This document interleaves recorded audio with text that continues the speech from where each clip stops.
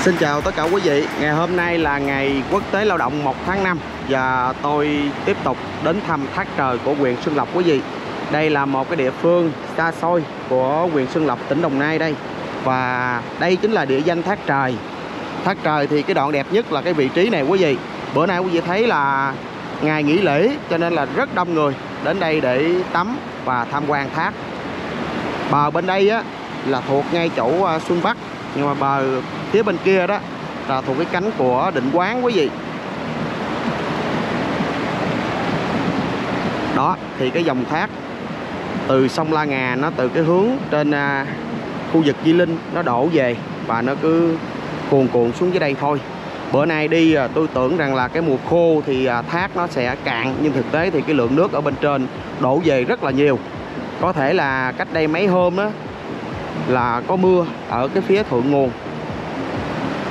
Quý vị xem nước chảy như vậy đó, nhưng mà ở bên dưới đó là cũng có cá đó. Tôi thấy nhiều người họ chài á, cũng có cá mè dinh, cá phi. Rất đông người quý vị. Bữa nay rất đông người đến đây vừa tắm thác mà vừa ngắm cảnh nữa. Rồi thì bây giờ chắc có lẽ là sẽ gửi đến tất cả quý vị những khung cảnh đẹp về Thác Trời của Xuân Lộc trong cái ngày nghỉ lễ Quốc tế Lao động 1 tháng 5. Lần trước khi mà tôi ghé thăm Thác Trời đó thì trong đây có người sinh sống, nhưng mà bữa nay thì cái quán chỗ này cũng đóng cửa rồi. Chiếc ghe họ kéo lên trên. Lần trước vô đây thì có 2 đứa bé với một con chó nó ở trong đây. Đó, bữa nay đóng cửa rồi.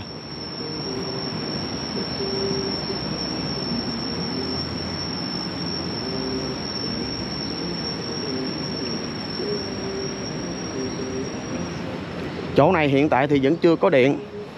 Có khoảng 1-2 nóc nhà ở đây, nhưng mà họ cũng đã dọn đi rồi quý vị, để lại mấy căn nhà hoang ở ngoài đây. Nhiều người họ đến đây thì vừa câu cá mà vừa cắm trại ở đây. Nếu như mà ai yêu thích cái bộ môn mà đi phượt, cắm trại, trải nghiệm một đêm ở bên thác, bên suối đó, thì ngay chỗ khu vực Thác Trời là địa điểm lý tưởng đó. Bởi vì cái khoảng cách đường đi nó lại gần, rồi cảnh quan nó cũng hoang sơ, cũng đẹp, đường vô cũng dễ dàng, xe có thể chạy được tận nơi luôn. Đó, ở đây là một căn nhà hoang nè, họ bỏ hoang rồi đó, không ai ở hết. Ai mà cắm trại mà mưa gió thì có thể vô tá túc trong mấy căn nhà này được.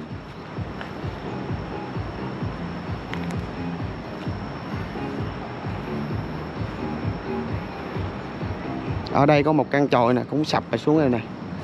Bữa trước đi á, là ngay chỗ này là nước nó lên tới ngay chỗ gốc cây tràm này luôn. Bữa nay thì mấy cây tràm này cũng bị người ta chặt rồi. Cảnh quan Thác Trời đây. Đổ về phía bên đó đó thì nó lại là xuất hiện các cái ngọn đồi thấp phía bên Định Quán rồi. Gọi là thác á, tại vì thấy đánh dấu địa danh là thác, chứ thật ra thì nó cái độ cao nó không có nhiều quý vị. Nó giống như là một dòng suối nó chảy mạnh, và dòng nước á, nó sẽ tràn qua những cái ghềnh đá. Cái đoạn này thì cũng do cái địa hình mà núi lửa nó tạo thành thôi. Thì các cái loại đá nó trồi ở trên dòng sông đó, nước chảy đến đây thì nó tuôn trào và nó tạo thành một cái thác. Thác này nhỏ thôi. Coi như vậy chứ Thác Trời này cũng nguy hiểm lắm quý vị. Cũng có nhiều vụ đó thì đến đây tắm Thác Trời gặp tai nạn. Cho nên là quý vị có đến thăm Thác Trời đó thì chú ý cẩn thận, đặc biệt là có trẻ em nhỏ thì càng cẩn thận. Và trước mắt quý vị, đây là cảnh 2 người đang đánh bắt cá trên Thác Trời. Một người đó thì dùng cái chài. Tôi thấy ở đây là cái chài sử dụng cái chì mà loại chì câu cá quý vị. Và họ neo cái chì nó nặng lắm, nó mới kéo được tấm lưới nó xuống tới đáy. Còn một người đó là dùng cần câu. Nãy giờ thì tôi thấy cái anh cần câu này anh cũng len theo các cái ghềnh đá mà anh đi ra khu vực giữa thác rồi đó. Bữa nay là ngày nghỉ lễ cho nên là mọi người đến Thác Trời tương đối đông. Khác với những gì mà tôi tiên đoán đó, tôi tưởng rằng cái mùa này nước nó sẽ cạn, nhưng thực tế quý vị thấy dòng thác ngày hôm nay đổ rất là đẹp. Đoạn Thác Trời này á, thì chảy qua ngay chỗ cái địa phận một bên á, là xã Xuân Bắc của huyện Xuân Lộc, tỉnh Đồng Nai. Còn bờ đối diện bên kia đó quý vị đó chính là xã Phú Ngọc của huyện Định Quán. Nếu như mà chúng ta có một cái nhìn tổng quát á, thì đây chỉ là một phần của thác trời. Bởi vì cái đoạn của thác trời á, nó kéo dài khoảng là 1,5 km. Một chút xíu nữa thì chúng ta sẽ tiến về cái phía thượng nguồn. Bởi vì trên kia vẫn có những cái gành đá, nhưng mà cái dòng chảy trên kia nó nhẹ hơn. Và khi chạy đến cái đoạn này á, được xem là cái đoạn thác đẹp nhất tại địa danh thác trời.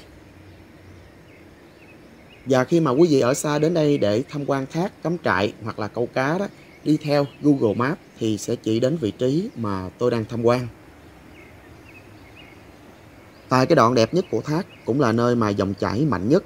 Lúc nãy thì có hỏi thăm mấy anh mà anh chài ở bên dưới đó, thì anh nói ngay chỗ mà cái dòng thác nó đổ xuống bên trong cái gành đá quý vị thấy các cái quầng nước á, thì nếu như mà ai mà bơi yếu đó thì có thể là bị các cái quầng nước này nó cuốn sát vào bên trong cái dòng chảy. Anh nói rằng là cũng rất là nguy hiểm khi mà tắm ở cái đoạn thác trời này. Ở giữa đoạn thác thì có những cái lùm cây xanh quý vị. Thì cá nó hay tụ tập trong những cái lùm cây này, cho nên là người ta ra đây để chài. Tôi thấy thì có cá mè dinh nè, rồi lâu lâu cũng có cá trèn, rồi cá chạch lấu nữa. Và thực tế khi mà tìm hiểu các cái điều kiện tự nhiên khi mà tôi tham quan cái dòng sông La Ngà này quý vị, tại sao trên cái dòng sông La Ngà có nhiều cái điểm uốn lượn nhưng mà chỉ có vài đoạn mà chúng ta có thể gọi là thác. Chẳng hạn như là khu vực Thác Mai ở cái phía ngay chỗ rừng phòng hộ Tân Phú, và cũng là giáp ranh với tỉnh Bình Thuận đó quý vị.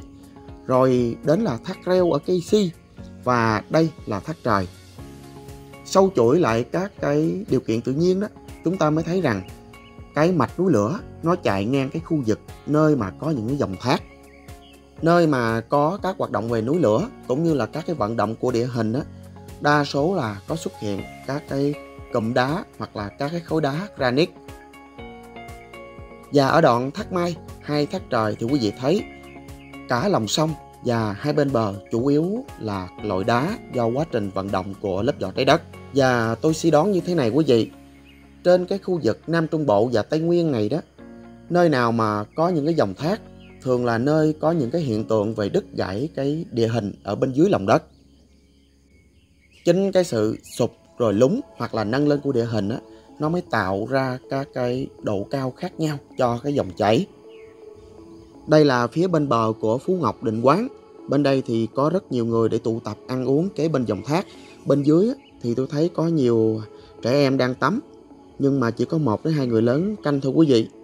Thật sự thì tắm như thế này cũng rất là nguy hiểm. Chúng ta nên để mắt và lưu tâm đến trẻ em khi mà tắm ở thác trời. Do cái dòng nước chảy khá mạnh, cho nên là khi mà nó xối vào các cái tảng đá trên lòng sông đó quý vị, các cái tảng đá ở đây thì lại có nhiều cái hình thù khác nhau, nhưng mà cái bề mặt nó luôn là láng mịn, cho nên là có bước ra thác trời đó thì cẩn thận, nó cũng rất là dễ trơn trượt.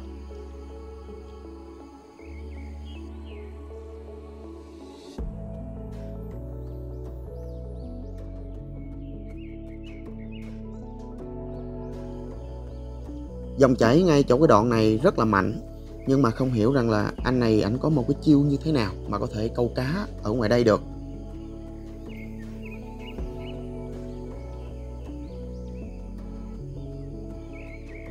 Rồi bây giờ thì chúng ta sẽ ngược lên phía thượng nguồn của thác trời nha quý vị. Theo góc nhìn này thì chúng ta thấy rằng đoạn thác trời nó được hình thành do sự chênh lệch độ cao của các cái tầng đá ở bên dưới lòng sông. Sự chênh lệch này không lớn lắm quý vị, nhưng mà nó cũng tạo ra những cái điểm đó là nước nó chảy xiết mạnh, và có những đoạn đó là nước nó đổ xuống.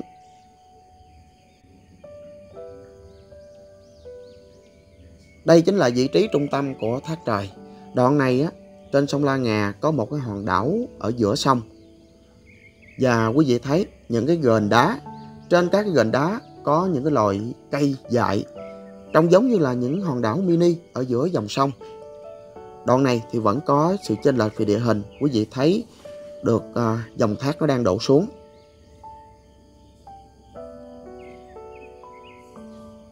Có những cái lùm cây trên các cái gành đá, quý vị thấy giống như những cái hòn đảo mini vậy.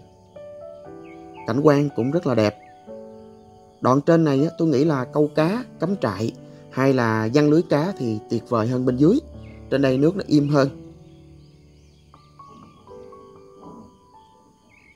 Hai bên bờ sông á, thì chủ yếu là ở đây là trồng các cái rẫy cây keo và các cái loại cây ăn trái của bà con. Nhưng mà ở trong đây thì dân cũng thưa lắm quý vị. Phía xa quý vị thấy những ngọn đồi màu đen đó, đó là cái cánh của khu vực rừng phòng hộ Tân Phú.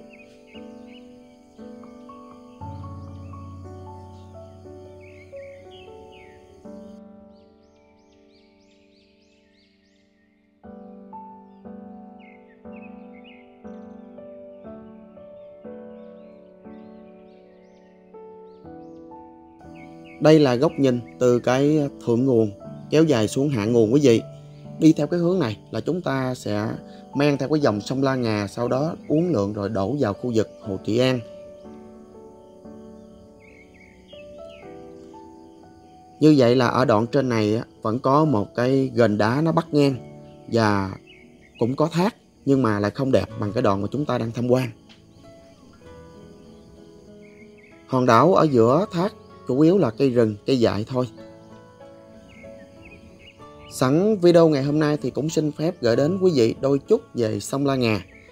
Đây là một con sông bắt nguồn từ khu vực Nam Tây Nguyên, mà cụ thể là khu vực tỉnh Lâm Đồng, trải qua khu vực là miền Nam Trung Bộ của Việt Nam. Đây được xem là cái phụ lưu cấp 1 của sông Đồng Nai. Trong cái sử của nhà Nguyễn đó thì họ gọi sông này là sông La Nga. Sông La Ngà thì bắt nguồn từ cao nguyên Di Linh, gian cái khu vực thành phố Bảo Lộc thuộc tỉnh Lâm Đồng, trải qua các tỉnh Lâm Đồng nè, Bình Thuận nè, rồi sau đó là đến Đồng Nai. Chiều dài của sông La Ngà là khoảng 272 km và lưu vực sông là khoảng 4.710 km vuông. Dòng sông này uốn lượn rồi sau đó là đổ vào khu vực lòng hồ Trị An.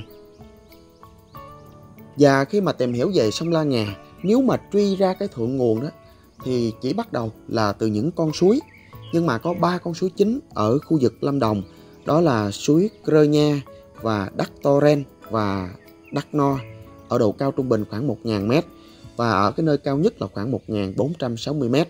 Thì đây được xem là 3 con suối chính để cung cấp nước cho cái phần thượng nguồn. Từ thượng nguồn thì dòng sông La Ngà liên tục đổi hướng và uốn lượn giống như là một con rắn, đôi lúc thì lại mềm mại giống như là một dải lụa. Và sông La Ngà trải qua những cái địa điểm được xem là nổi tiếng, chẳng hạn như là đổ vào cái khu vực hồ chứa nước Hàm Thuận, Đa My để cung cấp cho nhà máy thủy điện Hàm Thuận là 300 MW. Rồi từ cái hồ này đó, nó lại tách ra thành 2 nhánh. Một nhánh chảy theo hướng Đông Bắc Tây Nam để dẫn tới cái hồ chứa nước cho nhà máy thủy điện Đa My có công suất nhỏ hơn, khoảng là 175 MW. Hồ này thì trong cái video lần trước mà ghé thăm cung đường quốc lộ 55 đó, thì có đi ngang.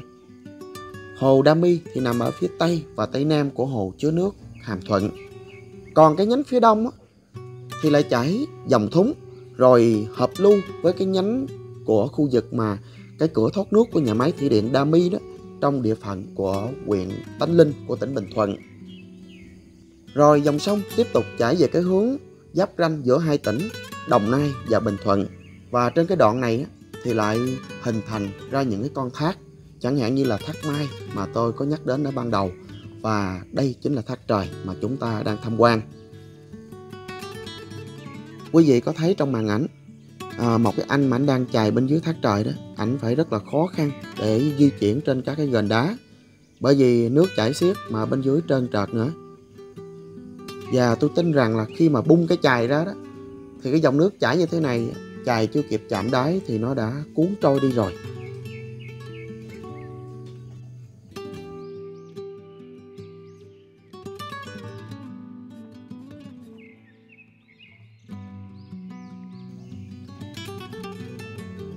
Bây giờ thì chúng ta sẽ ngắm lại ngay chỗ hòn đảo ở khu vực thác trời quý vị.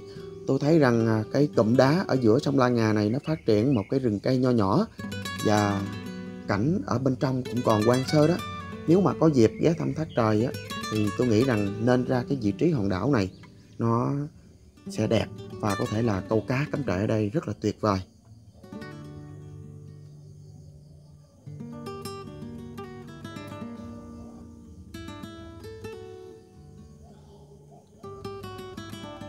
Như vậy ngày hôm nay cũng là cái ngày nghỉ lễ quốc tế lao động, cho nên là cũng không đi đâu xa quý vị, loanh quanh ở gần các cái địa điểm hoang sơ của tỉnh Đồng Nai thôi. Đoạn kết của hành trình này mời quý vị ngắm một vài cảnh đẹp của thác trời, sau đó thì cũng kết thúc video. Cảm ơn quý vị rất nhiều. Cảm ơn quý vị đã ủng hộ trong khoảng thời gian qua. Chúc cho quý vị cùng với toàn thể gia đình có một kỳ nghỉ lễ tuyệt vời.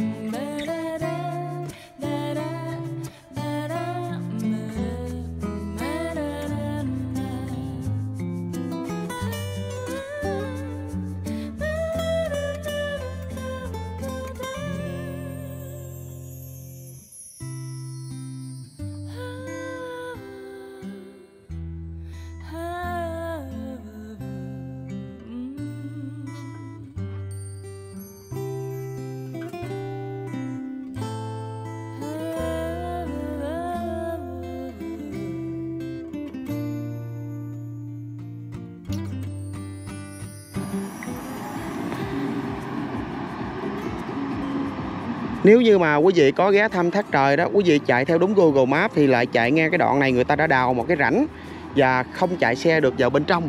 Cho nên là quý vị á, khi mà ngoài từ đường lớn á, quý vị chạy lên trên khoảng 100 tới 150 mét nữa thì bên kia mới có con đường. Quý vị sẽ chạy xe thẳng vào bên trong thác trời luôn. Bữa nay thì tôi đi đến đây thì mới phát hiện rằng người ta đã đào một cái rãnh rồi. Xe tôi phải để bên ngoài. Đó, thì cây cầu này nó cũng hơi mong manh. Cho nên là muốn chạy xe xuống đó thì quý vị đi cái hướng trên đây nè. Quý vị đi xuống rồi chạy thẳng ra cái chỗ mà cái nhà, cái quán đó. Thì ngay chỗ đó thì chúng ta để xe đó, vừa có thể câu cá, cắm trại, tham quan thác được.